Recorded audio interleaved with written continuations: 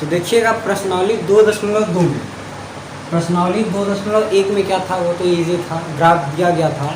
उस ग्राफ में जो कर्व था, वक्र था, चाहे रेखा था, वो एक्स अक्ष को जितनी बार डिवाइड करता है, क्रॉस करता है, काटता है, उतना ही उसके शून्य बनते हैं। ठीक है, लेकिन प्रश्नावली 2.2 में मैं आप लोगों को 2 प्रश्न दिए गए हैं, पहला और दूसरा। इसके अंतर्गत 5-5 या 6-6 प्रश्न दिए गए हैं, आपको आसानी से सॉल्व कर सकते हो। मैं उनमें जो टफ क्वेश्चन है, एक एक क्वेश्चन बता दे रहा हूँ, आप बाकी के सॉल्यूशन आप कर लीजिए और करिएगा, कंपलसरी है। मैथमेटिक्स सब्जेक्ट ऐसा होता है, इसमें टीचर कम बच्चों को ज़्यादा मेहनत करना होता है। ठीक है ना, हमारा क्या है, हम जो आप लोगों को सॉल्यूशन जो कहोगे वो सब बताएंगे, लेकिन आप लोगों को भी तो ये जिम्मेदारी बनती है खुद से सॉल्व किया जाए। ठीक है ना। तो देखिए प्रश्नावली 2.2 में जो पहला क्वेश्चन है, पहला क्वेश्चन दिया गया है कि निम्नलिखित बहुपदों का गुणनखंडन कर शून्यकों को ज्ञात कीजिए तथा शून्यकों और गुणांकों के बीच संबंध को स्थापित कीजिए। ठीक है ना, तो पहला नहीं, तीसरा हमें लग रहा है शायद आप लोगों को दिक्कत करेगा, मैं तीसरा ही बताता हूँ। तीसरा क्वेश्चन है, यानी 2.2 के पहले प्रश्न का तीसरा, इसका सॉल्यूशन, पहले का तीसरा प्रश्न, इसका हम क्या कर रहे हैं, सॉल्यूशन क्या कर रहे हैं ना। तो कितना दिया गया है कि बहुपद है हमारा 6x² px, p का मतलब होता है पॉलिनोमियल्स और x का मतलब होता है x चर वाला। x चर वाला बहुपद है हमारा 6x² -3 -7x, -3 -7x, इसी का हमें गुणनखंडन करना है। तो सबसे पहले ये 2 घात का हुआ, इससे कम 1 घात का हुआ, इससे कम 1 भी नहीं, इसमें x 2 घात का है, इसमें 1 घात का है, इसमें 1 भी नहीं है। ठीक है, आरोही अवरोही आप लोग कक्षा 9 में पढ़े हो, ठीक ना, फिर भी मैं बता दे रहा हूँ। ये जो होता है बहुपद, ये चर राशियों के अवरोही क्रम में लिखा जाता है, घटते हुए क्रम में। इसका घात 2, इसका घात 1, और यहाँ पर है ही नहीं, यानी इसका घात 0। ठीक है, आप देखिए क्षेत्रिक 18 है ना। 2 ऐसी संख्याएं ज्ञात कीजिए जिनको गुणा करने पर 18 है और माइनस का चिन्ह है, माइनस का चिन्ह है ना, यहाँ पे लास्ट वाला चिन्ह देखिएगा, घटाने पर 7 आए, गुणा करने पर 18 और घटाने पर 7 आए। 9 दूनी 18, 9 में से 2 घटेगा तो 7 आएगा। ठीक, तो क्षेत्रिक 18, इसका इसमें गुणा कर लेते हैं पहले, फिर उसके बाद 2 ऐसी संख्याएं ज्ञात करते हैं जो कि गुणा करने पर इतना है, और अगर यहाँ पर माइनस है तो घटाने पर ये वाला अंक आना चाहिए, और अगर प्लस हुआ तो जोड़ने पर ये वाला अंक आना चाहिए। इसको आप फिर से रिपीट करके देख लीजिएगा। तो क्या करेंगे, 6x², 7 को क्या लिखेंगे, 9 - 2 x -3, 6x² - 9x। अब यहाँ पर 3 को कुछ नहीं करेंगे, आप क्षेत्रिक 18 लिखना तो 3 ही रहेगा, लेकिन मानेंगे क्या, गुणनफल 18 माना जा रहा है, और यहाँ पर लिखेंगे उतना ही जो क्वेश्चन में दिया गया है। 9x plus 2x -3। अब इनमें से दोनों में 3 कॉमन मिलेगा और x भी कॉमन मिलेगा, यहाँ पर 2 बचेगा, 3 दूनी 6 और x बचेगा, 3 3 का 9, केवल 3 बचेगा। इसमें कुछ भी कॉमन नहीं मिलेगा तो 1 ले लेंगे, 2x -3 हो जाएगा। तो अब देखिए इन दोनों में 2x -3 कॉमन है। अब हमारा बचा क्या, यहाँ पर 3x और यहाँ पर +1। ठीक, अब क्रमानुसार इसके बराबर भी और इसके बराबर भी 0 रख देंगे हम। ठीक है, तो ये कितना हो जाएगा, x बराबर ये आएगा +3, ये गुणे में है 2 तो यहाँ पर क्या हो जाएगा, भाग हो जाएगा, और यहाँ पर क्या होगा, -1, x बराबर -1, ये 3 गुणे में है तो यहाँ पर क्या हो जाएगा, भाग हो जाएगा, यानी x के 2 मान आ गए। अब यही क्या है, एक को अल्फा मानेंगे और एक को बीटा मानेंगे। ठीक, और ये क्या है, हमारा a है, b है, c है। ठीक है, a b c दिया गया है। अब अगर क्या करते हैं, हम इस px के बराबर 0 रख दें, px के बराबर 0, तो 6x² - 7x -3, यदि पी एक्स बराबर 0 हो तब क्या लिखेंगे 6x² माइनस 7x माइनस 3 बराबर 0। तब दोनों तरफ 6 से भाग दे रहे हैं, ये x², ये 7/6x और ये कितना आ जाएगा 3/6 बराबर 0। इतना हुआ ना। अब क्या करते हैं, अब सत्यता की जांच करते हैं। तो सबसे पहले हमारा फॉर्मूला क्या होता है, चूँकि अल्फा प्लस बीटा बराबर -b/a होता है ना। तो रखिए वैल्यू, अल्फा का मान कितना है 3/2 और बीटा का मान -1/3 बराबर -b/a माइनस b का मान पहले से ही माइनस में है तो -7, ठीक। तो फिर उसके बटे a का मान कितना रखेंगे, यहाँ से देखिएगा -b/a इतना है ना हमारा, जब 0 रखेंगे तब। तो b का मान कितना है -7 है, सॉरी यहाँ पर रखिएगा ये a b a c, b का मान -7 और a का मान 6। तो माइनस माइनस क्या हो जाएगा, प्लस हो जाएगा 7/6। 3 त्रिका 9 और 2 1 का 2 बटे 2 तिहाई 6, 7/6 बराबर 7/6। ये तो सही है, ठीक है ना। और क्या होता है, अल्फा इंटू बीटा बराबर c/a होता है। तो फिर अल्फा इंटू बीटा करेंगे तो 3/2 गुणे -1/3 बराबर c का मान कितना हो जाएगा -3 और a का मान कितना है 6। 3 से 3 कट गया, -1/2, 3 1 का 3, 3 दूनी 6, -1/2 दोनों बराबर है, ये भी बराबर है, ये भी बराबर है, ठीक है ना। अतः यहाँ गुणांकों और शून्यकों की जांच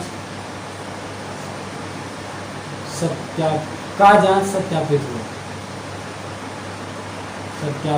हुआ, ठीक है ना।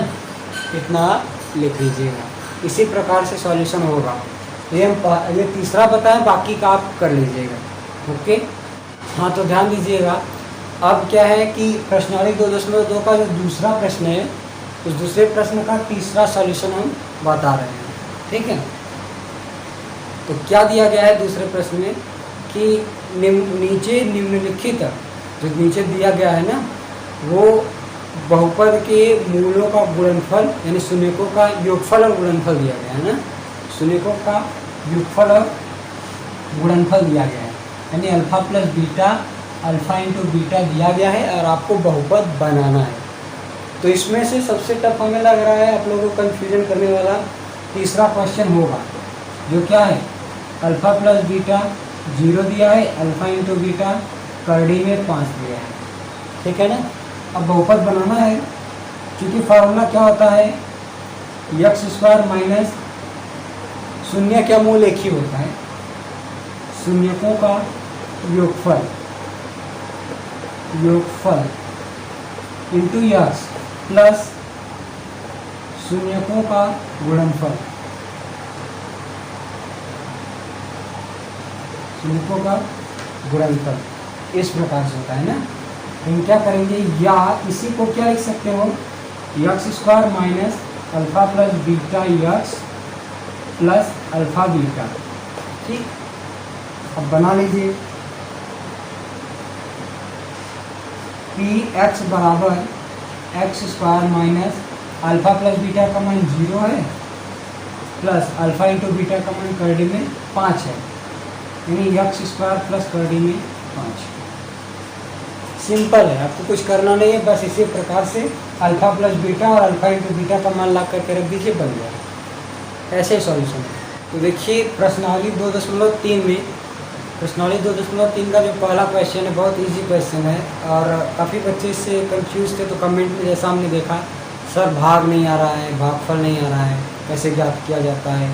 तो इसका तरीका बहुत ईजी है, आपको मैं बता रहा हूँ। जैसा कि क्वेश्चन पहला में दिया गया है कि भागफल तथा शेषफल बताइए, इसमें का मैंने दूसरा क्वेश्चन पुटअप किया है जो कि थोड़ा टफ लगेगा आप लोगों को। क्वेश्चन है कि px बराबर x के power 4 minus 3x² plus 4x plus 5, 3x² plus 4x plus 5। Question आप लोग मिला लीजिएगा। और gx दिया हुआ है, gx दिया हुआ है कि x² प्लस 1 माइनस x, यही दिया गया है ना, ठीक है। तो इसमें भागफल और शेषफल ज्ञात करना है। सबसे पहले x की power 4 minus 3x² plus 4x plus 5 लिखा गया, ठीक। अब हम किससे डिवाइड करेंगे, x²। तो देखिए x² के बाद माइनस x को लिख लेंगे और फिर 1 को लिख लेंगे ना। अब हम सॉल्यूशन शुरू करते हैं। तो कैसे सॉल्व होगा, यहाँ पर x के घात कितना है, 2 है, और यहाँ पर x की घात कितना है, 4 है। 4 में से 2 घटेगा, कितना आएगा, 2 आएगा। यानी हमें x की घात 2 से गुणा करना है। यहाँ 2 है, हमें 4 करना है 2, और करना कितना है, 4 करना है। तो 2 2 4, सही है ना। घात जुड़ता है, घात का गुणा नहीं होता, घात जुड़ता है। 2 2 4 हुआ ना। अब देखिए x² में x² का गुणा करेंगे, x घाते 4 आएगा, माइनस x में x² का गुणा करेंगे 2 और 1 3 आएगा, ठीक है। फिर x² में 1 का गुणा करेंगे तो x² आएगा, इतना हो गया। अब फिर उसके बाद और क्या होता है, यहाँ पर इतने के बाद चिन्ह भी बदल जाता है। तो प्लस का माइनस, इसका नीचे वाला चिन्ह बदलता है, प्लस का माइनस, माइनस का प्लस, प्लस का माइनस, तो ये दोनों कट जाएगा, इसको नहीं लिखेंगे। अब इसके बाद जो होता है, सबसे बड़ी घात वाला पहले लिखेंगे, उसके बाद वाला बाद में लिखेंगे। तो यहाँ पर 2 2 3 1, तो क्या है, प्लस प्लस देखेंगे, माइनस नहीं, क्योंकि प्लस हो गया ना।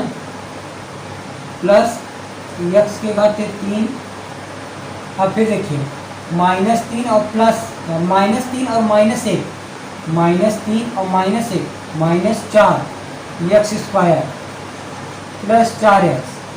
ध्यान से एकदम समझिएगा क्या किया गया है।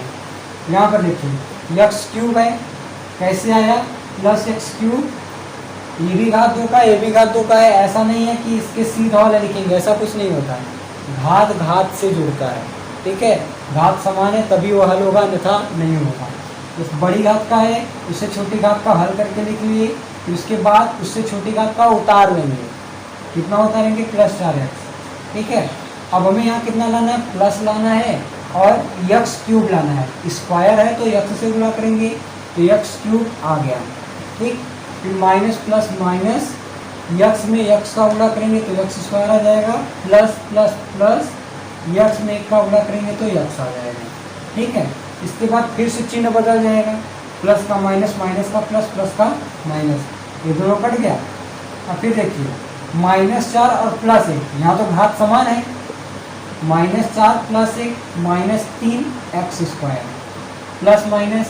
अब मैंने 4 में से 1 घटेगा, कितना आएगा, 3 आएगा।